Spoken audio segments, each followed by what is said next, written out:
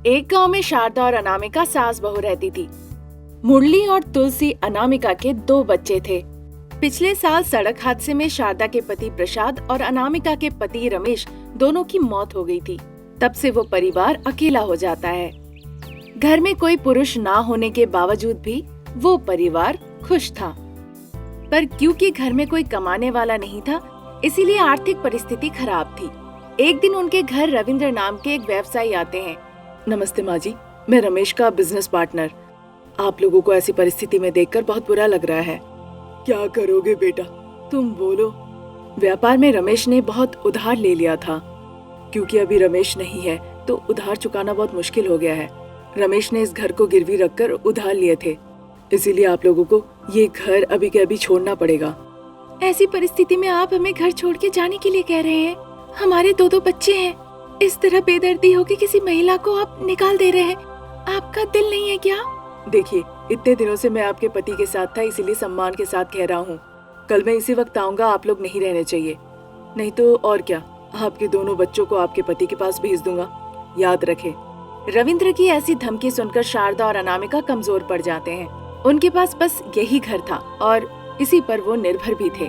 ये भी नहीं जानते थे कि उन बच्चों को कहाँ लेकर जाएंगे। उस रात शारदा अनामिका ठीक से सो नहीं पाए। उधर मुरली और तुलसी उन्हें बार बार कहानियां सुनाने के लिए कह रहे थे। गुस्से में आकर अनामिका बच्चों को पीट देती है। रोते रोते बच्चे शारदा के पास जाते हैं। शारदा उन्हें चुप कराती है। क्यों बेटा, बच्चों पे इस तरह गुस्सा दिखाकर क्या फायदा? अब क्या करे सासू माँ, हमारी जिंदगी तो बदल गई। हमारे पति भी हमें छोड़ के चले गए। बच्चे मुझे बहुत परेशान कर रहे थे। ऐसा कह रही हो?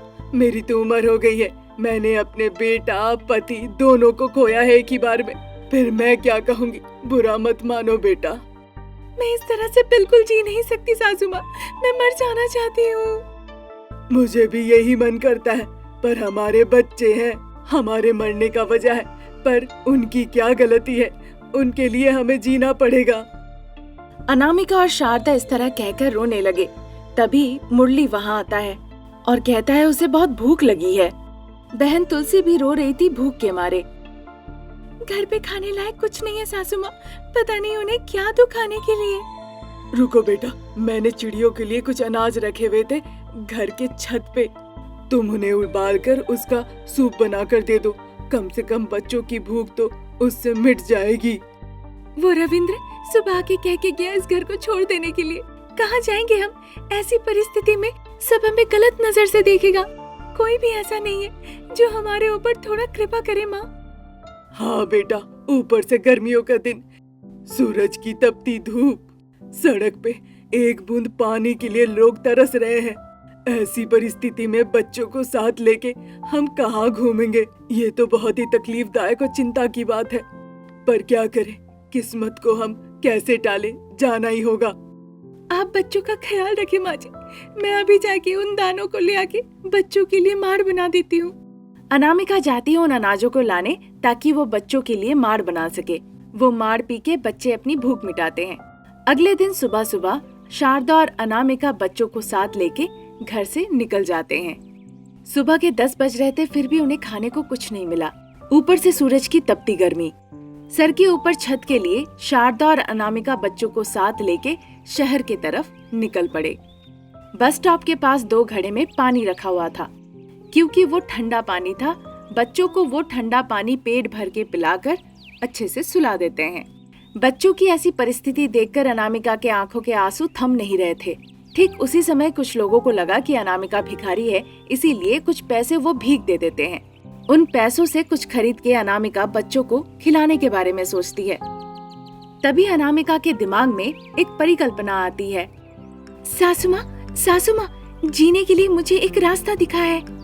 क्या बेटा, कैसा रास्ता मिल गया?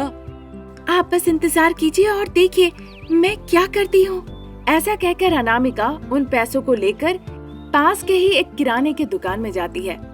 वहाँ से वो दही का पैकेट ले आती है, साथ ही साथ एक नमक पैकेट भी ले आती है। फिर उस घड़े के ठंडे पानी के साथ दही और नमक को मिला देती है। देखते ही देखते बटर मिल्क तैयार हो जाता है। अनामिका को ये सब करते हुए देख शारदा खुशी से उछल पड़ी। आज से हम इस तरह से बटर मिल्क बना के बेचा करेंगे सासू माँ। आज से यही हमारा व्यापार होगा सासू माँ, और इसी से हम अपनी जीविका चलाया करेंगे। तुम्हारी सोच बहुत अच्छी है। ईश्वर ने तुम्हें बुद्धिमान बनाया है। इसी बुद्धि से तुमने अपना व्यापार शुरू किया और मेरे जैसे असहाय लोगों को सहारा दिया। इधर शारदा बच्चों का ख्याल रख रही थी, उधर अनामिका बटर मिल्क बेच रही थी। क्योंकि गर्मी का मौसम था और सभी लोग बस स्टॉप पे आ रहे थे, वो सभी लोगों ने अनामिका से बटर मिल्क खरीद के पिया। क्योंकि एक ग्लास सिर्फ 10 रुपए के थे और कम दाम होने की वजह से कई लोगों ने इसे पिया। जैसे अनामिका धीरे धीरे पैसे कमाती है, एक एक करके और आइटम उसमें जोड़ने लगती है।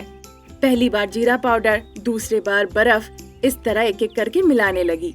देखते ही देखते अनामिका का व्यापार बहुत अच्छा चलने लगता है और उसे बहुत अच्छा मुनाफा होता है। कुछ दिन ऐसे ही निकल जाते हैं। फिर अनामिका बस स्टॉप के पास ही एक दुकान भाड़े पे ले लेती है। अपनी चतुराई की वजह से अब अनामिका बटर मिल्क बनाने में एक्सपर्ट हो चुकी थी, अच्छे पैसे कमाने लगी। फिर वो अपनी सासू माँ और बच्चों के लिए एक घर भी ले लिया। बिना किसी परेशानी के वो अपने परिवार का ख्याल रखने लगी। बटर मिल्क का व्यापार करके अनामिका लखपति बन गई। धीरे धीरे अनामिका अपने बटर मिल्क के इस व्यापार को विस्तार करती है। अब ऐसा होता है, अनामिका के व्यापार की वजह से बड़े बड़े फैक्ट्री लगती है और उन फैक्ट्री में कई लोगों को आजीविका भी मिलती है। कुछ ही दिनों में अनामिका का बटर मिल्क एक ब्रांड बन जाता है। अनामिका बटर मिल्क के नाम से शहर के जगह जगह सेंटर खुल जाते हैं।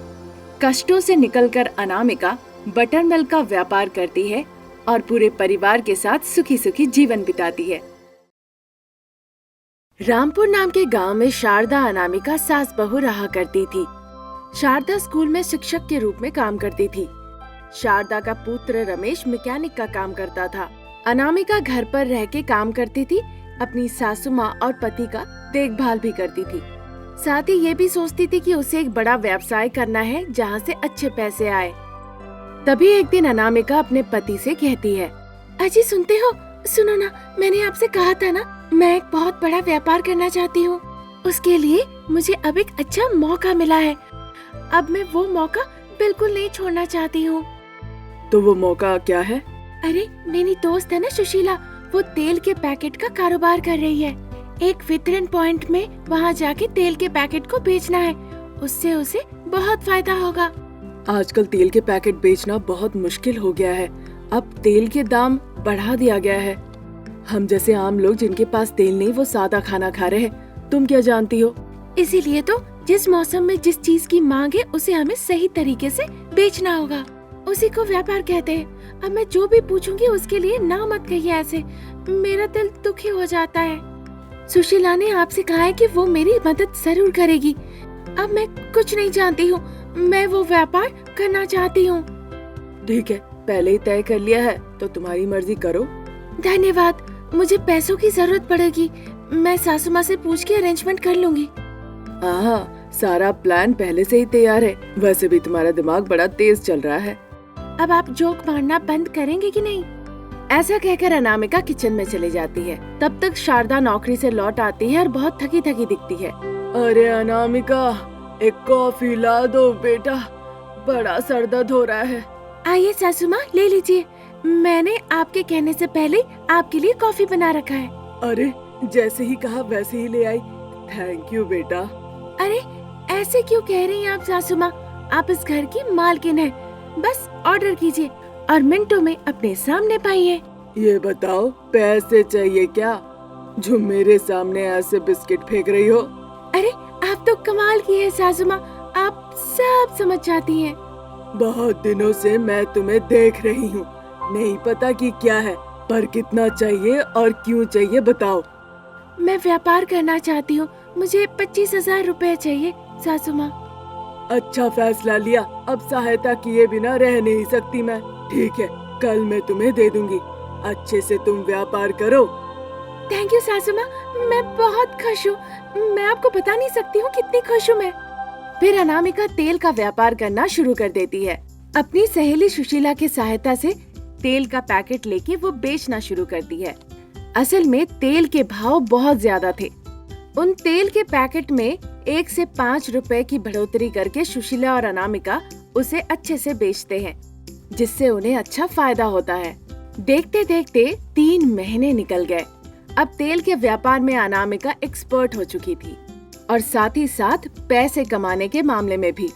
मुनाफे के पैसे से वो सासू माँ को एक नेकलेस गिफ्ट करती है, साथ ही साथ अपने पति को एक खूबसूरत कार भी गिफ्ट करती है। अरे वाह, 3 महीने में ही मेरे पैसों को तिगुना करके मेरे लिए गले का हार खरीद लिया। माँ, उसने मुझे एक कार भी गिफ्ट किया है। अब तो अनामिका बड़ी बिजनेस वुमन बन गई है। देख के लग रहा है कहीं अंबानी ना बन जाए। अरे, आप मजाक करना बंद करेंगे? ये क्या है? अब आप बस देखते रहिए मैं क्या क्या कर सकती हूँ। मैं तो हमारे लिए एक बड़ा सा बंगलो बनाना चाहती हूँ। बहुत जल्द हम वहाँ जाकर रहने भी लगेंगे। आप लोग बस देखते रहिए। इस तरह कह के अनामिका वहाँ से चली जाती है। अनामिका की बातें सुन के शारदा और रमेश बहुत खुश होते हैं। अनामिका वहाँ से अपनी दोस्त सुशीला के पास जाती है। वहाँ सुशीला बड़ी दुखी थी। सब खत्म हो गया अनामिका, अब हमारी तकलीफ शुरू हो गई। क्या हो गया? ठीक से बताओ मुझे। क्योंकि तेल के भाव बहुत बढ़ गए हैं, इसीलिए कई लोग उसे खरीदना बंद कर दिए हैं। लोग अब जाके साधारण तेल खरीदने लगे हैं, जिससे हमारा बहुत घाटा होगा। मुझे पता नहीं अब क्या करना चाहिए हमें। अरे परेशान मत हो, मैं हूँ ना। लोग तेल के पैकेट में रोक नहीं लगाया है, वो बस सामान्य तेल खरीद रहे हैं, तो हम भी उन्हें साधारण तेल का पैकेट ही देंगे। हम तेल के भाव को कम कर देंगे और उसे बेचेंगे, ठीक है ना? ये कैसे करेंगे? मिलावटी करके हम उस तेल को कम कीमत में बेच सकते हैं, तो फिर सभी को हम ही से वो तेल खरीदना होगा, समझी ना? लेकिन ये बात किसी को भी भनक नहीं लगनी चाहिए। ये हमारा व्यापार का मामला है। ठीक है, जैसा कहोगी वैसा ही करेंगे। अब से अनामिका और सुशीला मिलावटी तेल बेचना शुरू कर देते हैं। उनका व्यापार अच्छा चलने लगता है। 1 हफ्ते के अंदर उन्हें दुगना फायदा होता है। लेकिन एक दिन अचानक से शारदा के स्कूल के सारे विद्यार्थी अस्पताल में भर्ती हो जाते हैं। शारदा को ये बात सहन नहीं होती। उसे पता चला कि मिलावटी तेल के ही कारण सारे बच्चे बीमार पड़ गए और अस्पताल में भर्ती हो गए। फिर वो पता लगाने लगी कि कौन इस तरह का मिलावटी तेल बाजार में बेच रहा है। ठीक उसी वक्त शारदा को एक शॉकिंग न्यूज मिलती है। जब पता चलता है उसकी बहू मिलावटी तेल के धंधे में थी, उसे बहुत बुरा लगता है। शारदा जाके पुलिस कंप्लेंट लिखाती है। पुलिस अनामिका को अरेस्ट कर लेती है। 1 हफ्ते बाद अनामिका को पुलिस स्टेशन से रिहाई मिलती है। वो अपनी सासू माँ के पास आकर माफी मांगती है। माफ कर दीजिए सासू माँ, मुझसे बहुत बड़ी भूल हो गई। अब मैं कोई व्यापार नहीं करूँगी। मैं उन लोगों की मदद करना चाहती हूँ जो मेरी वजह से आज अस्पताल में भर्ती हैं। अब मुझे माफ कर दीजिए माँ। देखो बेटा, हम जी रहे हैं अपना पेट पालने के लिए, उसके लिए हम ठग रहे हैं। जो भी हो, अब तुम में बदलाव आ गया है। ज्यादा सोचो नहीं, अब खुशी खुशी रहो। शारदा की ऐसी बातें सुन के अनामिका अपनी सासू माँ को गले लगा लेती है। तब से सास बहू खुशी खुशी रहने लगते हैं और ये सब देखकर रमेश को भी अच्छा लगता है।